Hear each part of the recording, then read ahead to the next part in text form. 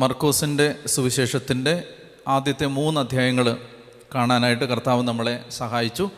ഇന്ന് നമ്മൾ 4-ാമത്തെ അധ്യായത്തിലേക്ക് കടക്കുകയാണ്.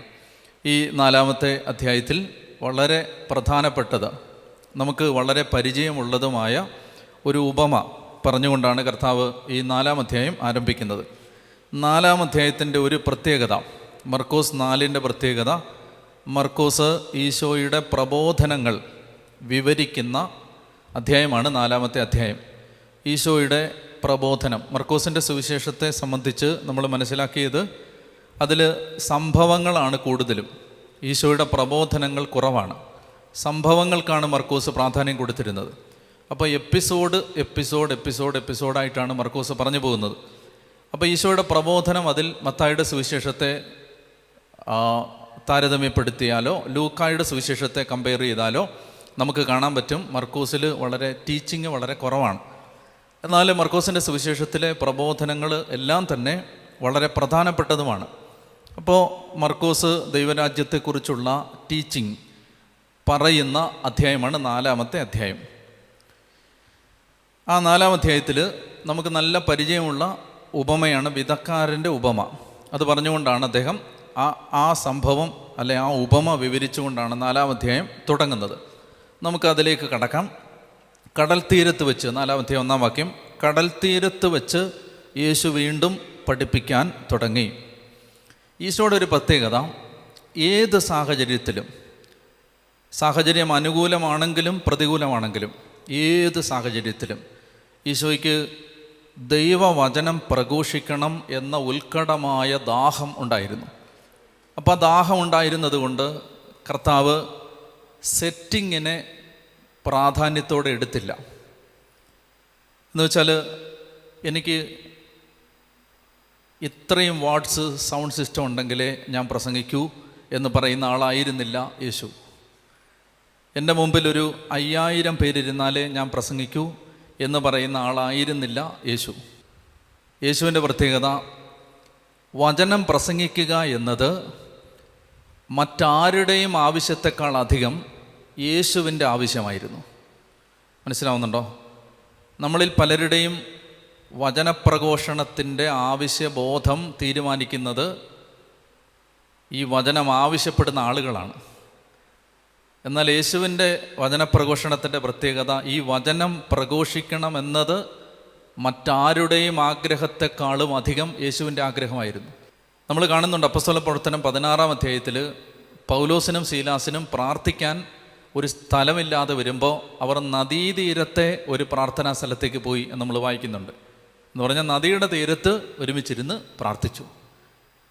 അപ്പോൾ നമുക്ക് വചനപ്രഘോഷകർക്ക്, സുവിശേഷകർക്ക്, യേശുവിൻ്റെ ശിഷ്യന്മാർക്കുണ്ടാകേണ്ട ഒരു പ്രധാനപ്പെട്ട സവിശേഷതയാണ് ദൈവവചനം പ്രസംഗിക്കാൻ മനുഷ്യരാവശ്യപ്പെട്ടിട്ട് നമ്മൾ പ്രസംഗിക്കുക എന്നതിനേക്കാളധികം പ്രസംഗിക്കാൻ ഒരു സാഹചര്യം ഉണ്ടാക്കുക പ്രഘോഷകൻ്റെ കടമയാണ്, പ്രസംഗിക്കുന്നവൻ്റെ കടമയാണ്. അപ്പോൾ അതുകൊണ്ട് കർത്താവ് കണ്ടോ, കടൽ തീരത്ത് വെച്ച് പഠിപ്പിക്കാൻ തുടങ്ങി. നിങ്ങൾ ആലോചിച്ച് നോക്ക്, കടൽ തീരത്ത് ദൈവവചനം പഠിപ്പിക്കാൻ എന്തെല്ലാം അസൗകര്യങ്ങളുണ്ട്. വലിയ കാറ്റടിക്കുന്ന സ്ഥലമാണ്. കടൽ തീരം വിജനമല്ല.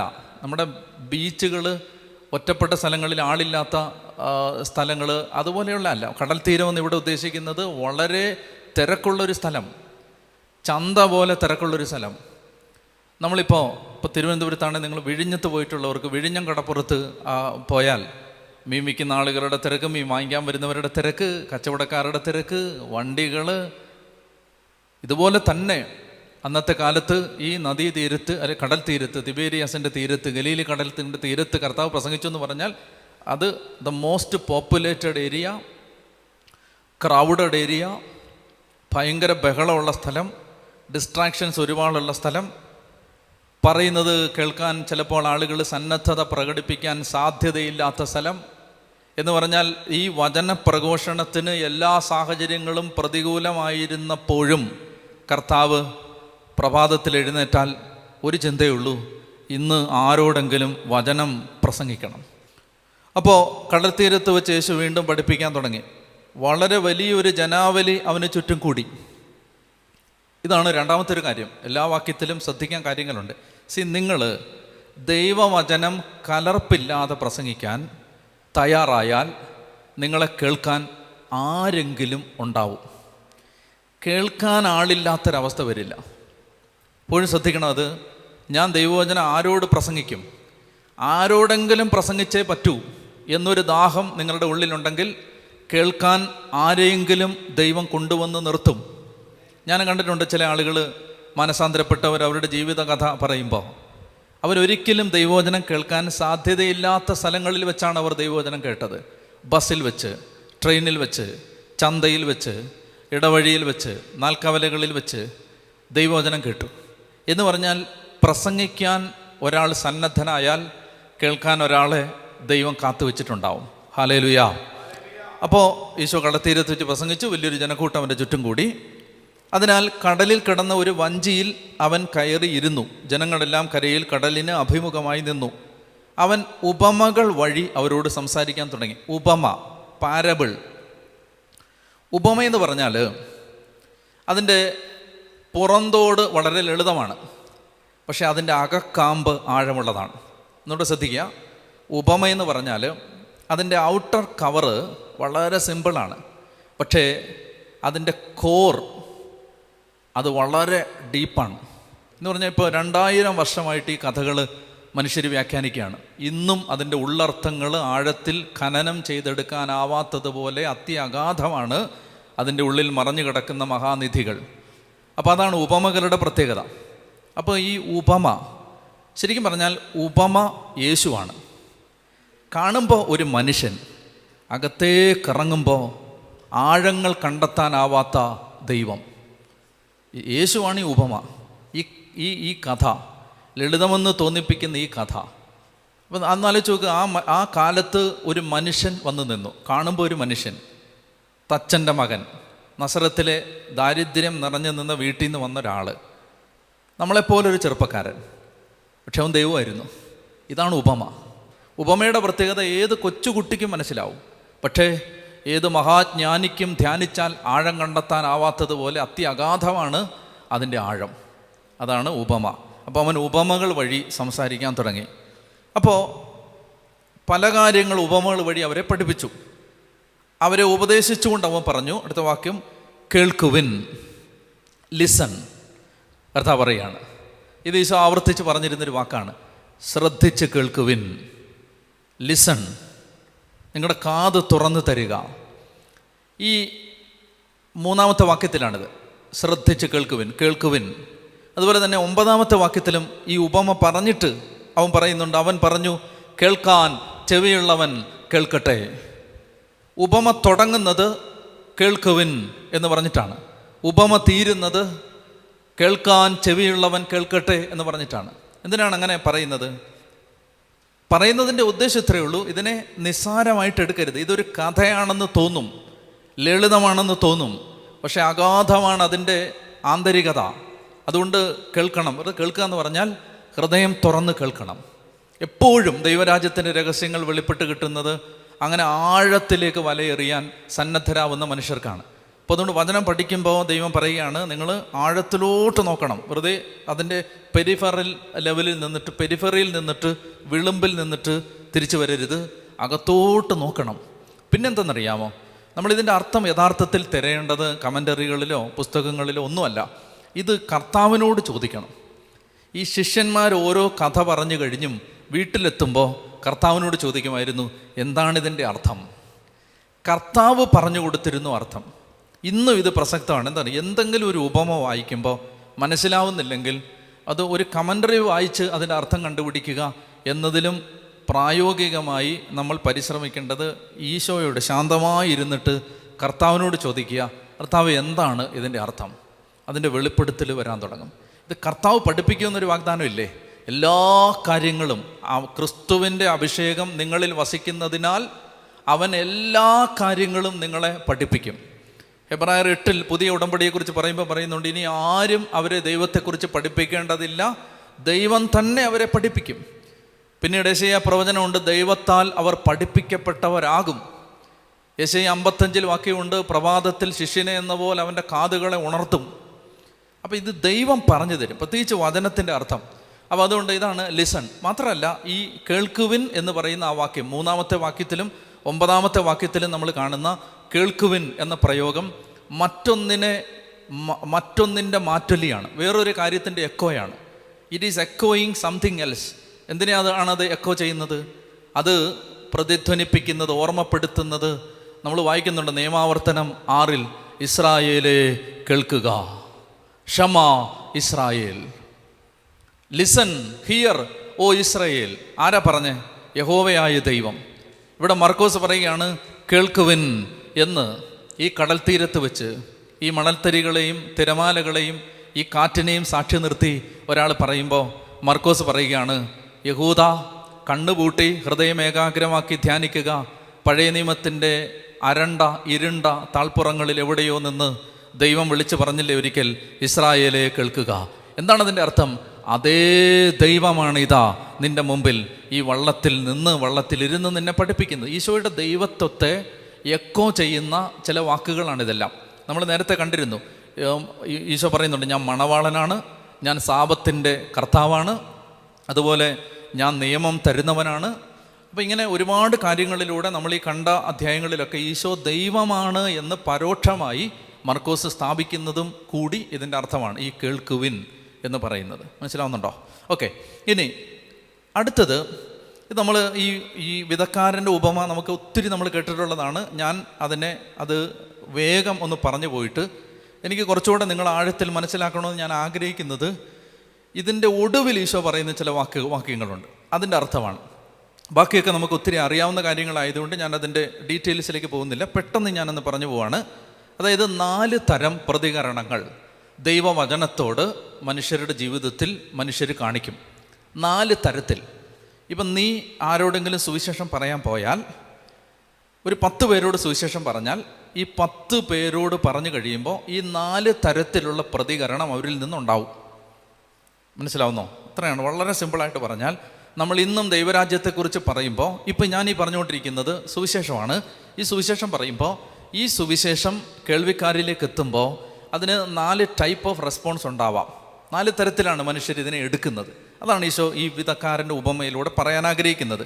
വിധക്കാരൻ വിതയ്ക്കാൻ പുറപ്പെട്ടു. വിധക്കാരൻ വിതയ്ക്കാൻ പുറപ്പെട്ടു. ആരാണ് ഈ വിധക്കാരൻ? യേശുവാണ്. യേശു സ്വർഗത്തിൽ നിന്ന് വചനവുമായിട്ട് ഇറങ്ങി വന്നു, സുവിശേഷവുമായി ഇറങ്ങി വന്നു, ദൈവവചനവുമായി ഇറങ്ങി വന്നു. അതാണ് ഈ വിധക്കാരൻ. അവൻ വിതച്ചു. എവിടെയൊക്കെ വിതച്ചു? കടൽ തീരത്ത് വെച്ച് വിതച്ചു, സിനഗോഗിൽ വെച്ച് വിതച്ചു, അതുപോലെ ഓരോ വ്യക്തികളെ, രോഗികളെ കണ്ടപ്പോൾ അവരോട് സംസാരിച്ചപ്പോൾ വചനം വിതച്ചു. അപ്പം വർദ്ധിപ്പിക്കുന്ന സംഭവത്തിന് മുമ്പ് മരുഭൂമിയിൽ വെച്ച് വിതച്ചു. അതുപോലെ തന്നെ അപ്പസ്തോലന്മാരുടെ രാത്രിയിൽ വീട്ടിലിരുന്ന് സ്വകാര്യമായിട്ട് അവരുടെ ഹൃദയങ്ങളിൽ ഈ വിത്ത് വിതച്ചു. അങ്ങനെ ഈ വിധക്കാരൻ ഒരുപാട് വിത്ത് വിതച്ചു. അതിനോടുള്ള മനുഷ്യരുടെ പ്രതികരണമാണ് കർത്താവ് പറയാൻ പോകുന്നത്. അപ്പോൾ ഈ വിധക്കാരൻ കർത്താവാണ്. അപ്പോൾ ഇത് എവിടെയൊക്കെ വീണു? 1 വഴിയിൽ വീണു, 2 പാറമേൽ വീണു, 3 ഈ മുള്ളുകൾക്കിടയിൽ വീണു, പിന്നീട് നല്ല നിലത്ത് വീണു. അപ്പോൾ 1 the path, 2 the rock, 3 among the thorns. ഒന്നാമത്തെ ഒരു കാര്യം നമ്മൾ ഇതിൽ നിന്ന് മനസ്സിലാക്കേണ്ടത്, ഈ വിധക്കാരൻ ഭയങ്കര ജനറസാണ്. എന്ന് പറഞ്ഞാൽ വിധക്കാരൻ മണ്ണിൻ്റെ നിലവാരം നോക്കിയല്ല വിതയ്ക്കുന്നത്. ഈ കർത്താവ് വചനം പറയുന്നത് മണ്ണിൻ്റെ ക്വാളിറ്റി നോക്കിയിട്ടല്ല, നല്ല നിലത്ത് മാത്രമേ വിതയ്ക്കൂ എന്ന നിർബന്ധം ഈ വിധക്കാരനില്ല. അവൻ എല്ലായിടത്തും വിതയ്ക്കും. കാരണം എന്താണ്? എല്ലാവരും രക്ഷ പ്രാപിക്കണമെന്നാണ് അവൻ ആഗ്രഹിക്കുന്നത്. അതുകൊണ്ടാണ് എല്ലായിടത്തും വിതയ്ക്കുന്നത്. അപ്പോൾ ഇവിടെ നമ്മൾ ശ്രദ്ധിക്കേണ്ടത്, ചിലപ്പോൾ നമ്മളിങ്ങനെ വിചാരിക്കാൻ സാധ്യതയുണ്ട്, ഈ വിധക്കാരൻ ഒരു ബാസ്ക്കറ്റിൽ വിത്തുമായിട്ട് ഇങ്ങനെ പോകുന്ന വഴിക്ക് കുറച്ച് വഴി വീണു, പിന്നെ കുറച്ച് പാറ വീണു, കുറച്ച് മുള്ളുകൾക്കിടയിൽ വീണു. അങ്ങനെയല്ല. വിതയ്ക്കാനായി വിതക്കാരൻ തിരഞ്ഞെടുത്തിരിക്കുന്ന സ്ഥലത്തിൻ്റെ തന്നെ 4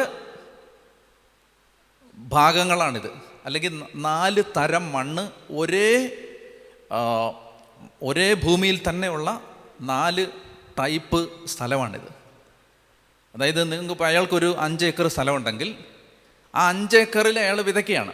ചിലയിടത്ത് മുള്ളുകൾ പണ്ട് വിതച്ചത് കൊയ്തതിന് ശേഷം പിന്നീട് കാടൊക്കെ പിടിച്ച് കിടന്നു, പിന്നെ അത് വൃത്തിയാക്കിയപ്പോൾ വേണ്ടത്ര വൃത്തിയായില്ല, കുറച്ച് സമയത്ത് മുള്ളൊക്കെ വളർന്ന് നിൽക്കുന്നു, അതിനിടയിൽ വിതച്ചു. മനസ്സിലാവുന്നോ? പാറ എന്ന് പറഞ്ഞാൽ ചില ഈ പിന്നെ എന്താ പറയുക, ഈ ലൈം റോക്കാണ് അവിടുത്തെ ചുണ്ണാമ്പ് പാറ, അത് ഉള്ള മണ്ണാണ്. അപ്പോൾ എല്ലായിടത്തും ഒന്നും നല്ല മണ്ണുണ്ടാവണമെന്നില്ല, ചിലയിടത്ത് പാറ പോലെ ചെറിയ ചെറിയ പാറ പോലെയുള്ള സ്ഥലമുണ്ട്, ഈ ഭൂമിയിൽ തന്നെ ഉണ്ട്. അപ്പോൾ ഇതറിയാതെ വിതക്കാരൻ്റെ കയ്യിൽ നിന്ന് ബാസ്ക്കറ്റിൽ നിന്ന് താഴെ ഊർന്നു വീണതല്ല, ഇയാൾ മനഃപൂർവ്വം വിതച്ചതാണ്. ഒന്നിനെ ഒഴിവാക്കിയില്ല എന്നാണ് നമ്മൾ മനസ്സിലാക്കേണ്ടത്. ഇവിടെ ഒരു ഭൂമിയും ഒരു മണ്ണിനെ ഒഴിവാക്കിയില്ല, എല്ലാ മണ്ണിലും വിതച്ചു. അപ്പം അങ്ങനെ വഴിയെന്ന് പറയുമ്പോൾ പണിക്കാരൊക്കെ നടന്ന് ചില സ്ഥലം നല്ല കട്ടിയുള്ളതാണ്, അതിനെയാണ് വഴി. അല്ലാതെ MC റോഡിൽ കൊണ്ടുപോയി വിതച്ചു എന്നല്ല, നാഷണൽ ഹൈവേ കൊണ്ട് വിത്ത് വിതച്ചെന്നല്ല എൻ്റെ അർത്ഥം. മറിച്ച് ഈ മണ്ണിൽ തന്നെ അയാൾ വിതയ്ക്കാനായി തിരഞ്ഞെടുത്ത മണ്ണിൽ തന്നെ കുറച്ച് കട്ടിയുള്ള സ്ഥലമുണ്ട്, അതാണ് ഈ വഴി. കാരണം എന്താണ്, ഈ ജോലിക്കാരൊക്കെ നടന്നും പോയും വന്നും ഒക്കെ ഉറച്ചു കിടക്കുന്ന മണ്ണ്, അതാണ് ഈ വഴി എന്ന് പറഞ്ഞ് ഉദ്ദേശിക്കുന്നത്. അപ്പോൾ ഈ വഴിയിൽ വീണു, പക്ഷികൾ വന്ന് അത് തിന്നുകളഞ്ഞു. ഞാൻ ഇത് വ്യാഖ്യാനിക്കുമ്പോൾ 4-ാം അധ്യായത്തിൻ്റെ 1 മുതൽ 8, 9 വരെയും 13 മുതൽ 20 വരെയും ഒരു യൂണിറ്റായിട്ട് എടുത്താണ് വ്യാഖ്യാനിക്കാൻ പോകുന്നത്. അതായത് ഈശോ തന്നെ ഇതിൻ്റെ വ്യാഖ്യാനം പറയുന്നുണ്ട്. അപ്പോൾ അതുകൊണ്ട് നമ്മൾ അത് രണ്ടും ഒരുമിച്ചെടുത്തിട്ട് അടുത്ത ഒരു ഭാഗത്ത് നമ്മൾ ഇതിനിടയ്ക്കുള്ള 10 മുതൽ 12 വരെയുള്ള വാക്യങ്ങൾ, ഏറ്റവും ഡിഫിക്കൽട്ടായ വാക്യങ്ങളാണ്, അത് നമ്മൾ അടുത്ത ഒരു ഘട്ടമായിട്ടാണ് വ്യാഖ്യാനിക്കാൻ പോകുന്നത്. അപ്പോൾ ശ്രദ്ധിച്ചേ, ചിലത് വഴിയരികിൽ വീണു. വഴി എന്ന് പറഞ്ഞാൽ എന്താ? വഴി എന്ന് പറഞ്ഞാൽ വലിയ താല്പര്യമില്ലാത്തൊരു മനസ്സാണത്. അത് നമ്മൾ ഒന്നാമതായിട്ട് മനസ്സിലാക്കേണ്ടത്. വഴി എന്ന് പറഞ്ഞാൽ അതായത് ഈ വചനം സ്വീകരിക്കാൻ ഇൻട്രസ്റ്റ് ഇല്ലാത്ത ഒരു ഹൃദയം. പക്ഷെ അവർ പള്ളിയിലൊക്കെ വരും, വചനപ്രഘോഷണത്തിനൊക്കെ ഇരുന്ന് തരും. ഇപ്പം നമ്മൾ ചെന്നിട്ട് പറഞ്ഞാൽ അവർ കേൾക്കും, സന്നദ്ധതയോടെ കേൾക്കുകയും ചെയ്യും.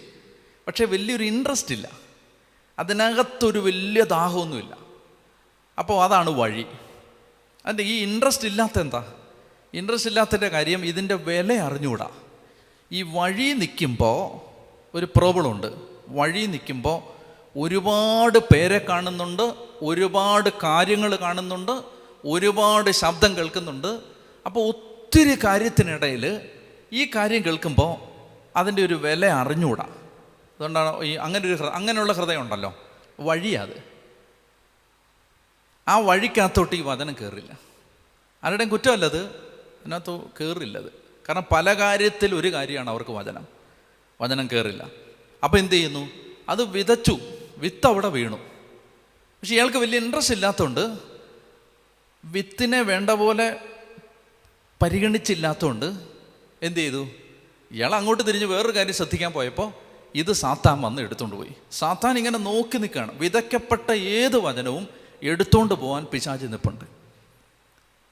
അപ്പോൾ അതുകൊണ്ട് ഇത് വിതയ്ക്കപ്പെട്ട ഉടനെ പിശാച് എടുത്തുകൊണ്ട് പോയി. അപ്പോൾ എന്താ നമ്മൾ ഇതിൽ നിന്ന് മനസ്സിലാക്കേണ്ടത്? നമ്മൾ ദൈവവചനം കേൾക്കുമ്പോൾ ഈ ദൈവവചനത്തോട് അദമ്യമായ ഒരു ദാഹം നമുക്കില്ലെങ്കിൽ വിതയ്ക്കപ്പെട്ട ഈ വചനം പിശാച് എടുത്തുകൊണ്ട് പോകും, നഷ്ടപ്പെട്ടു പോകും. മത്തായി ഇതിനെ വ്യാഖ്യാനിക്കുന്ന സമയത്ത് ഒരു അഡീഷണൽ വിവരം കൂടെ നമുക്ക് തരുന്നുണ്ട്. എന്തോ തരുന്നതെന്നറിയാം? അദ്ദേഹം പറയുന്നുണ്ട്, ഈ വചനം കേട്ട് ഗ്രഹിക്കാത്തവരിൽ നിന്ന് പിശാച് എടുത്തുകൊണ്ട് പോകുമെന്നാണ് പറയുന്നത്. വചനം കേട്ടിട്ട് അത് ഗ്രഹിക്കുന്നില്ല. ഗ്രഹിക്കുക എന്ന് പറഞ്ഞാൽ എന്താ അർത്ഥം എന്നറിയാമോ? അതായത് എന്ത് വചനം കേട്ടാലും നമ്മുടെ ജീവിതത്തോട് അതെന്ത് സംസാരിക്കുന്നു എന്ന് ചോദിക്കുന്നതാണ് ഗ്രഹിക്കുന്നത്. അപ്പോൾ എന്നോട് എന്താണ് സംസാരിക്കുന്നത് എന്ന് ചോദിക്കുമ്പോൾ അത് നമ്മുടെ അകത്ത് കയറും, നമുക്കത് മനസ്സിലാവും. എന്നോട് ഇതാണ് ഈ വചനം സംസാരിക്കുന്നത്. ഇപ്പം കർത്താവ് എൻ്റെ വലതുഭാഗത്തുള്ളത് കൊണ്ട് ഞാൻ കുലുങ്ങില്ല. സങ്കീർത്തനം 16:8 അങ്ങൊരു വചനം കേട്ടെന്ന് വെച്ചോ. കർത്താവ് എൻ്റെ വലതുഭാഗത്തുള്ളതുകൊണ്ട് ഞാൻ കുലുങ്ങില്ല. ഇപ്പം നിനക്ക് പട്ടിണി ഉണ്ടെന്ന് വെച്ചോ, പ്രശ്നമുണ്ടെന്ന് വെച്ചോ, മുന്നോട്ടുള്ള വഴി എന്താണെന്ന് ഉറപ്പില്ലെന്ന് വെച്ചോ, ഈ വചനം കേൾക്കുമ്പോൾ ഇതിപ്പോൾ എന്നോട് എന്താ സംസാരിക്കുന്നത്? എനിക്ക് ഈ പ്രശ്നം എല്ലാം ഉണ്ട്, പക്ഷെ ഞാൻ കുലുങ്ങില്ല. കാരണം എന്താണ്? കർത്താവ് എൻ്റെ എന്ന് പറയുമ്പോൾ നീ നിൻ്റെ പേര് പറഞ്ഞിട്ട് എൻ്റെ കൂടെ ഉണ്ട് കർത്താവ്, ഞാൻ കുലുങ്ങില്ല. അപ്പം അത് ഗ്രഹിച്ചു. മറ്റുള്ള ഒരാൾക്ക് വേണ്ടി വചനം കേൾക്കരുത്. മനസ്സിലായി? ഒരു വചനം കേൾക്കുന്ന സമയത്ത് അവരെ ഇത് സഹായിക്കാം, അവരെ അല്ല, നമ്മളെ ഇത് സഹായിക്കണം, നമ്മളോടിത് സംസാരിക്കണം. മനസ്സിലാവുന്നുണ്ടോ? അപ്പോൾ അതാണ് വചനം കേട്ടിട്ട് ഗ്രഹിക്കാത്തവരിൽ നിന്ന് സാത്താൻ എടുത്തുകൊണ്ട് പോകും. വഴി രണ്ടാമത്തേതെന്ന് പറഞ്ഞാൽ ചിലത് മണ്ണ് അധികമില്ലാത്ത പാറപ്പുറത്ത് വീണു, മണ്ണിൽ ആഴമില്ലാതിരുന്നതിനാൽ അത് പെട്ടെന്ന് മുളച്ചു പൊങ്ങി, സൂര്യൻ ഉദിച്ചപ്പോൾ വെയിലേറ്റ് വാടുകയും വേരില്ലാതിരുന്നതിനാൽ കരിഞ്ഞു പോവുകയും ചെയ്തു. കർത്താവ് പറയാണ്, ചിലർ വചനം കേൾക്കുമ്പോൾ സന്തോഷപൂർവ്വം അത് സ്വീകരിക്കുന്നു. അപ്പോൾ രണ്ടാമത്തെ കൂട്ടർ, ആദ്യത്തെ കൂട്ടർക്ക് വലിയ ഇൻട്രസ്റ്റ് ഇല്ല, രണ്ടാമത്തെ കൂട്ടർക്ക് ഇത് കേൾക്കാനൊക്കെ വലിയ ഇഷ്ടമാണ്. സന്തോഷത്തോടെ തന്നെയാണ് വചനം അവർ സ്വീകരിക്കുന്നത്. കേൾക്കാൻ നല്ല താല്പര്യമുണ്ട്, കേൾക്കാനൊരു ഇഷ്ടമുണ്ട്. ഹെറോദേസിൻ്റെ കൂട്ടാണ്. സ്നാപയോഹന്നാനെ വിളിച്ചിട്ട് പ്രസംഗം കൊണ്ടുവന്ന് കൊട്ടാരത്തിൽ ഇരുന്ന് സ്നാപയോഹന്നാനെ പോലെ ഇത്രയും ഫിയറിയായ ഒരു പ്രീച്ചറുടെ കയ്യിൽ നിന്ന് വചനം കേൾക്കുമായിരുന്നു.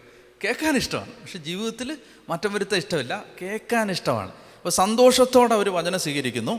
സ്വീകരിച്ചിട്ട് എന്താ പ്രശ്നം എന്നറിയാം? വേരില്ല, പാറയാണ്, വേരില്ല. വേരില്ലെന്ന് പറഞ്ഞാൽ ഇത് ഈ വചനത്തിനു വേണ്ടി ഒരല്പം പോലും സഹിക്കാനുള്ള മനസ്സില്ല. അല്ലെങ്കിൽ ഞാൻ വേറൊരർത്ഥത്തിൽ പറഞ്ഞാൽ, വേരില്ലെന്ന് പറഞ്ഞാൽ വചനം സന്തോഷത്തോടെ സ്വീകരിക്കുന്നത് ദൈവം ആഗ്രഹിക്കുന്നത് പോലെ ജീവിതത്തെ മാറ്റാനല്ല, തങ്ങൾ ആഗ്രഹിക്കുന്നത് പോലെ ദൈവത്തിൽ നിന്ന് എന്തോ കിട്ടാനാണ്. വ്യത്യാസം പിടികിട്ടിയോ? ഈ വചനം വേരില്ലെന്ന് പറഞ്ഞാലേ ശരിക്കുള്ള വേരില്ല. വേരെന്ന് പറഞ്ഞാൽ ഒരു മരത്തിൻ്റെ വേരാണ് ഒരു മരത്തിൻ്റെ ശക്തി. വേരാർക്കും കാണാൻ പറ്റില്ല, കാണുന്നത് ഈ തടിയാണ്. പക്ഷേ തടിയിലല്ല മരത്തിൻ്റെ ബലം, വേരിലാണ്. കാണാൻ പാടില്ലാത്തൊരു ഭാഗമാണിത്. ഇത് ആന്തരികതയാണ്, അകത്തുള്ളൊരു കാര്യമാണ്. അപ്പോൾ ഈ കേൾക്കുമ്പോൾ പുറത്ത് ഭയങ്കര സന്തോഷമാണ്, പക്ഷെ അകത്തോട്ട് ഒരു ആഴമില്ല. എന്ന് പറഞ്ഞാൽ എന്താ? അകത്തോട്ട് എന്തിനാ ഈ വചനം കേൾക്കുന്നത് ചോദിച്ചാൽ എന്തിനാ? ഇപ്പം എന്തിനാ ഈ വചനം കേൾക്കുന്നത്? ഇപ്പോൾ യൂട്യൂബിലൂടെ എന്തിനാ ഇത് കേൾക്കുന്നത്? യൂട്യൂബിലൂടെ കേൾക്കുന്നത് ഇങ്ങനെ വചനം കേൾക്കുമ്പോൾ കുറച്ചുകൂടെ അനുഗ്രഹം കിട്ടും, കൊച്ചുങ്ങളുടെ കാര്യങ്ങളൊക്കെ നേരെയാവും, പ്രശ്നമൊക്കെ മാറും. പക്ഷെ പരിശുദ്ധാത്മാവ് ചോദിക്കുന്നുണ്ട്, ഈ വചനം ഇപ്പം ഞാനിത് പഠിപ്പിക്കുന്നതുകൊണ്ട് എന്നിൽ, എൻ്റെ സ്വഭാവത്തിൽ, കാഴ്ചപ്പാടിൽ, ചിന്താഗതിയിൽ ഇതൊരു മാറ്റം വരുത്താൻ ഞാൻ ആഗ്രഹിക്കുന്നുണ്ടോ? ഇത് കേൾക്കുമ്പോൾ കർത്താവെ അങ്ങ് എന്ത് സംസാരിക്കുന്നു അതനുസരിച്ച് ഞാൻ ചെയ്തോളാം, അങ്ങനൊരു വേരില്ല.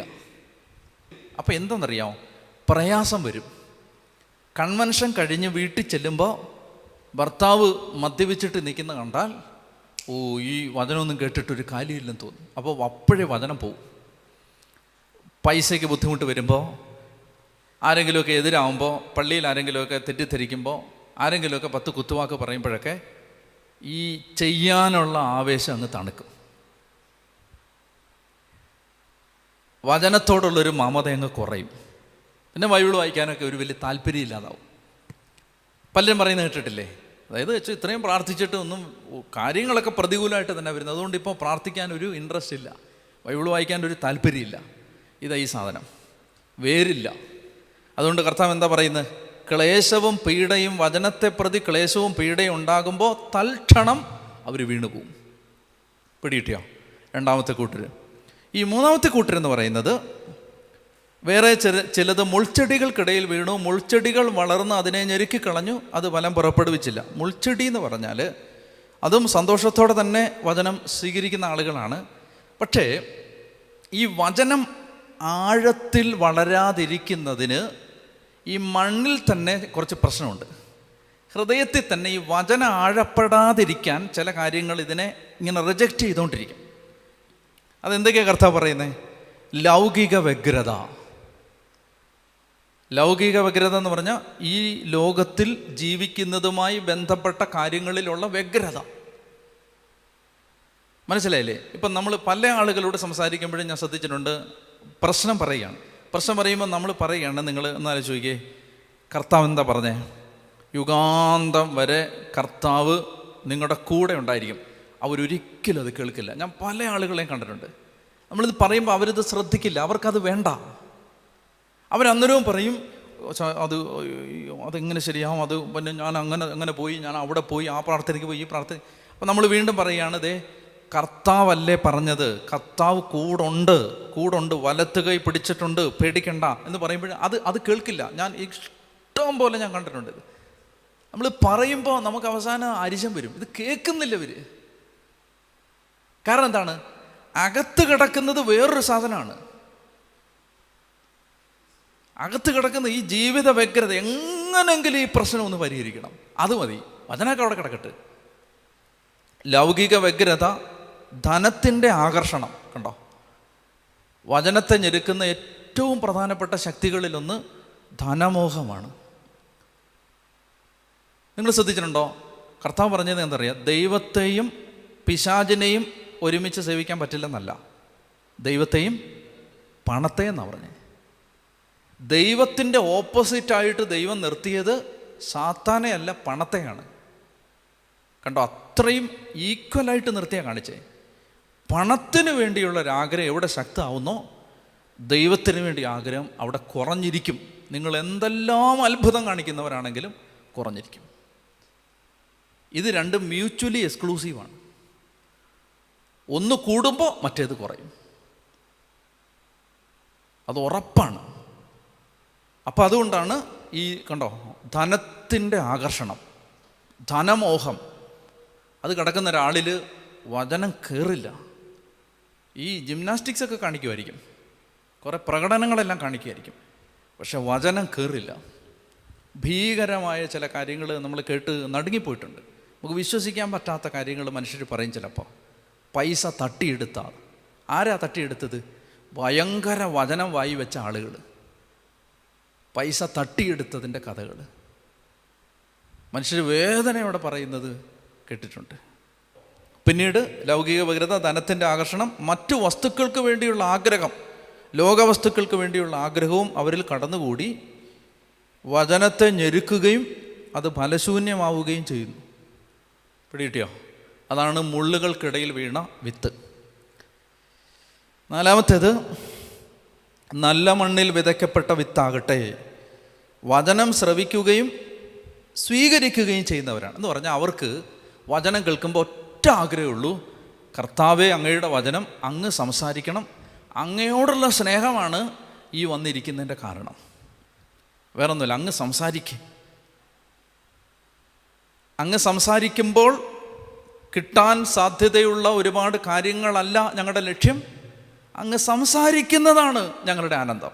അല്ലേ, സങ്കീർത്തനം പറയുന്നില്ലേ, അങ്ങയോട് ചേർന്നിരിക്കുന്നതാണ് എൻ്റെ ആനന്ദം, വേറെ ആനന്ദമൊന്നുമില്ല. ദൈവത്തെ ആനന്ദമായിട്ട് കാണുകയാണ്. സങ്കീർത്തനം 4-ാം അധ്യായത്തിൽ പറയുന്നുണ്ട്, 7-ാമത്തെ വാക്യം, ധാന്യവും വീഞ്ഞും വർദ്ധിച്ച കാലത്ത് അവർക്കുണ്ടായതിലേറെ ആനന്ദം അങ്ങൻ്റെ ഹൃദയത്തിൽ നിക്ഷേപിച്ചു. വേറെന്തെങ്കിലും കിട്ടുന്നതിലുള്ള ആനന്ദമല്ല, ദൈവമാണ് ആനന്ദം, കർത്താവാണ് ആനന്ദം, കർത്താവിനെ നോക്കുന്നതാണ് ആനന്ദം. നിൻ്റെ സന്നിധിയിൽ ആനന്ദത്തിൻ്റെ പൂർണ്ണതയുണ്ട്. എൻ്റെ ചിത്തം രക്ഷകനായ ദൈവത്തിൽ ആനന്ദിക്കുന്നു, ദൈവത്തിൽ ആനന്ദിക്കുന്നു. മനസ്സിലാവുന്നോ? അങ്ങനെയുള്ളവരിൽ ഞാൻ കുറച്ചുകൂടെ കഴിഞ്ഞിട്ടത് പറയാം. ശരിക്കും ഈ ബൈബിൾ ആർക്ക് മനസ്സിലാവുമെന്നറിയാമോ? അതായത് ഓരോ ഘട്ടം കഴിയും തോറും ബൈബിൾ ആഴത്തിൽ മനസ്സിലാവണമെങ്കിൽ അതിൻ്റെ ഒരു രഹസ്യം ഞാൻ പറഞ്ഞു തരാം. നല്ല ശിഷ്യന്മാരാവാൻ ആഗ്രഹിച്ച് പ്രാർത്ഥിച്ച് തുടങ്ങിയാൽ ബൈബിൾ മനസ്സിലാവും. ഇതിനകത്തെ രഹസ്യം പിടികിട്ടും. ശിഷ്യത്വത്തിന് വേണ്ടി ദാഹിക്കുന്നവർക്കാണ് കർത്താവ് എല്ലാം രഹസ്യമായിട്ട് പറഞ്ഞു കൊടുത്തു എന്ന് അതിനകത്ത് പറയുന്നത്. വീട്ടിൽ വന്നു കഴിയുമ്പോൾ എല്ലാം രഹസ്യമായിട്ട് പറഞ്ഞു കൊടുത്തു. ഇതിൻ്റെ അർത്ഥം ഇതാണ്. ആർക്കാ? ശിഷ്യന്മാർക്ക്. പല കാര്യത്തിനു വേണ്ടി കർത്താവിനെ കേൾക്കാൻ വരുന്ന ആളുകൾക്കല്ല, ശിഷ്യന്മാർക്ക്. അപ്പോൾ അതുകൊണ്ട് ഞാൻ ഈ വചനം പഠിപ്പിക്കുമ്പോൾ, ഞാനും നിങ്ങളും നമ്മളിത് പഠിപ്പിക്കുമ്പോൾ ഓർക്കണം, ശരിക്കും എന്തിനാണ് ഈ പഠിക്കുന്നത്? ഞാനീ പഠിക്കുന്നത് കൊണ്ട് ഞാൻ ലക്ഷ്യം വെക്കേണ്ടത്, കർത്താവേ അങ്ങ് എന്നോട് എന്ത് സംസാരിക്കും? കർത്താവാണ് ലക്ഷ്യം, വേറൊന്നുമല്ല. ഓക്കെ, അപ്പോൾ പിന്നീട് പറയുകയാണ്, നല്ല മണ്ണിൽ വിതയ്ക്കപ്പെട്ട വിത്താകട്ടെ വചനം ശ്രവിക്കുകയും സ്വീകരിക്കുകയും ചെയ്യുന്നവരാണ് അവർ 30 മേനിയും 60 മേനിയും 100 മേനിയും ഫലം പുറപ്പെടുവിക്കും. 30, 60, 100. ഈ ഇസ്രായേലിലെ ഒരു പ്രത്യേക പശ്ചാത്തലത്തിൽ 30 മേനി വിളവ് കിട്ടിയാൽ നല്ല കൊയ്ത്താണത്. 60 മേനി എന്ന് പറഞ്ഞാൽ ചാകരയാണ്.